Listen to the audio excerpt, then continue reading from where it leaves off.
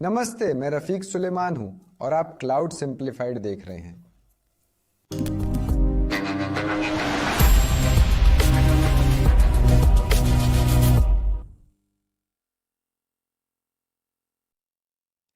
नमस्ते सभी को और क्लाउड प्रैक्टिशनर एक्सप्रेस के एक और पाठ में आपका स्वागत है। और इस पाठ में हम एक बहुत ही दिलचस्प चीज के बारे में बात करने जा रहे हैं जो AWS पर एक बड़ा विषय कंटेनर है। और इसमें हम यही समझाने जा रहे हैं कि ECS क्या है, EKS, फारगेट और ECR क्या है। इसी से चलिए शुरू करते हैं। और शुरुआत करने के लिए हमें सबसे पहले यह समझने की जरूरत है कि कंटेनर क्यों, हमें कंटेनरों की अवधारणा की आवश्यकता क्यों पड़ी।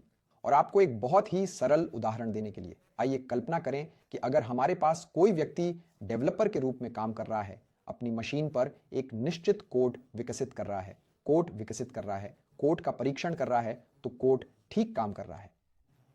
अब चूंकि कोड ठीक काम कर रहा है, डेवलपर ने कोड ले लिया और अभी उत्पादन में कोड को तैनात कर रहा है। लेकिन अंदाजा लगाओ कि क्या है, कोड काम नहीं कर रहा है। तो क्यों? कोड की वही अनुप्रयोग पंक्तियां वे मेरे परीक्षण परिवेश में काम कर रही थीं और वे उत्पादन में काम नहीं कर रही थीं। और यहां उत्तर बहुत ही सरलता से दिया गया है, क्योंकि मेरे कोड की पंक्तियों को काम करने के लिए मैं पुस्तकालयों को आयात करता हूं और फिर मैं इन पुस्तकालयों के अंदर फंक्शन का उपयोग करता हूं। तो ऐसे मामले में जहां मैंने उत्पादन की तरह समान पुस्तकालयों को आयात नहीं किया, इसलिए मेरा एप्लीकेशन काम नहीं कर रहा था।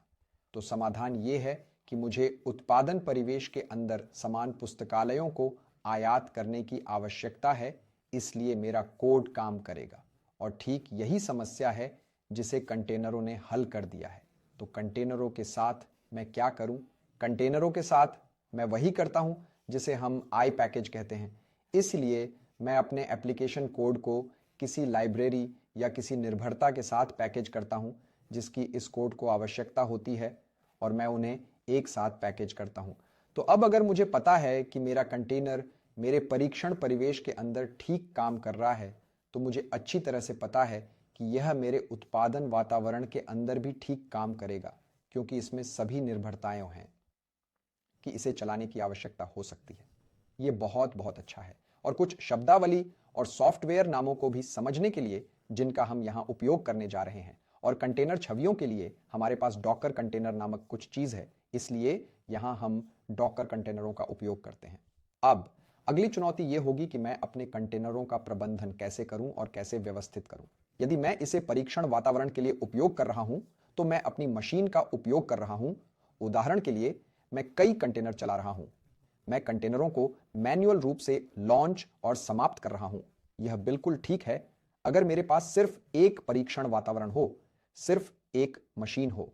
लेकिन अगर मेरे पास यह उत्पादन में है और यहीं पर मेरे पास दसियों सर्वर हैं और यहीं पर मेरे पास सैकड़ों कंटेनर भी हैं, अब अगर मैं इसे मैन्युअल रूप से कर रहा हूं, तो इन कंटेनरों का प्रबंधन करना बहुत चुनौतीपूर्ण होगा।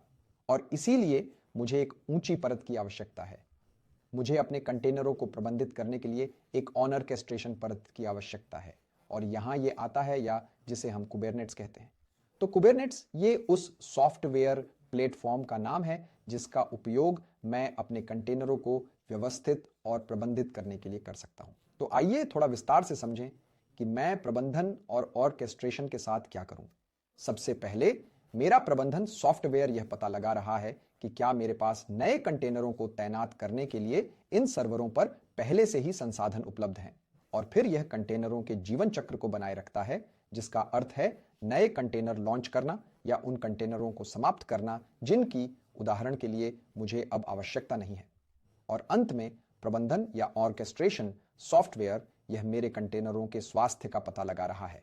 यदि मेरे पास एक कंटेनर है जो स्वस्थ नहीं है, तो यह कंटेनर को समाप्त कर देता है और शायद एक पूरा नया कंटेनर लॉन्च करता है। लॉन्च, अब यही अवधारणा है।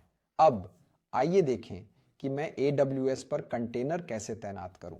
और आइए इस परिदृश्य से शुरुआत करें।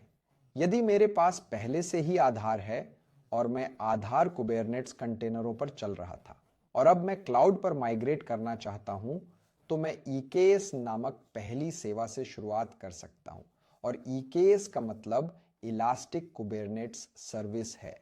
और ये पूरी तरह से प्रबंधित कुबरनेटिस सेवा है, जिससे आपके लिए कुबरनेटिस क्लस्टर बनाना बहुत आसान हो जाता है। तो फिर यह प्रबंधन और ऑर्केस्ट्रेशन के लिए है। अगला प्रश्न, मैं अपना कंटेनर कहां चलाऊं? मेरे पास दो विकल्प हैं। पहला विकल्प, मैं अपने कंटेनरों को EC2 उदाहरणों पर चला सकता हूं।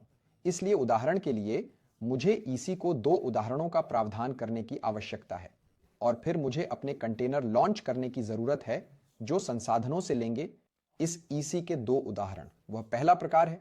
फिर दूसरा प्रकार है जिसे हम फॉरगेट कहते हैं, और यह अब बहुत बहुत महत्वपूर्ण है, क्योंकि फॉरगेट यह हमारे कंटेनरों से एक सर्वर रहित पेशकश है। सर्वर रहित का मतलब क्या है? यदि आपको लैम्ब्डा फंक्शन याद है तो यह सर्वर रहित गणना थी, जिसका अर्थ है कि मुझे सर्वर का प्रावधान करने की आवश्यकता नहीं है। और बिल्कुल यही मामला यहां है। फॉरगेट में मैं केवल यह इंगित करता हूं कि मेरे कंटेनर चित्र क्या हैं, और इन कंटेनर छवियों को चालू करने और लॉन्च करने के लिए AWS जिम्मेदार होगा। इन कंटेनरों के लिए आवश्यक संसाधन आवंटित करें। तो ये पहला भाग है, या ये EKS का उपयोग करके तैनाती का पहला विकल्प है, और ये समझ में आता है अगर मेरे पास पहले से ही कुबरनेट्स हैं और मैं क्लाउड पर माइग्रेट कर रहा हूं। अगला विकल्प यह है कि यदि मैं कंटेनर चलाने के लिए क्लाउड पर शुरुआत कर रहा हूं तो क्या होगा? और यहां दूसरा आता है जिसे ECS इलास्टिक कंटेनर सर्विसेज कहा जाता है। तो ECS या इलास्टिक कंटेनर सर्विस कुबेरनेट्स को प्रबंधित और व्यवस्थित करने के लिए मूल AWS प्रबंधन सॉफ्टवेयर है, और ECS का उपयोग करना उचित है। यदि आप शून्य से शुरू कर रहे हैं तो ECS अधिक सरल है, और वैसे ECS EKS की तुलना में अधिक लागत प्रभावी है। और फिर सवाल यह है कि ECS का प्रबंधन और व्यवस्था करना है। मैं अपने कंटेनरों को बिल्कुल उसी स्थान पर कहां चला सकता हूं? मैं अपने कंटेनरों को EC2 पर चला सकता हूं, जहां मेरे कंटेनर EC2 इंस्टेंस के संसाधनों से साझा होते हैं, और यहां मुझे अपने EC2 और अपने कंटेनरों पर भी ध्यान देने की जरूरत है। और दूसरा विकल्प, जो फिर से बहुत अधिक सरल है, अपने कंटेनरों को फॉरगेट के रूप में चलाना है, जिसका अर्थ है कि मैं कंटेनर छवियों को इंगित करता हूं और ECS मेरे कंटेनर को लॉन्च करेगा।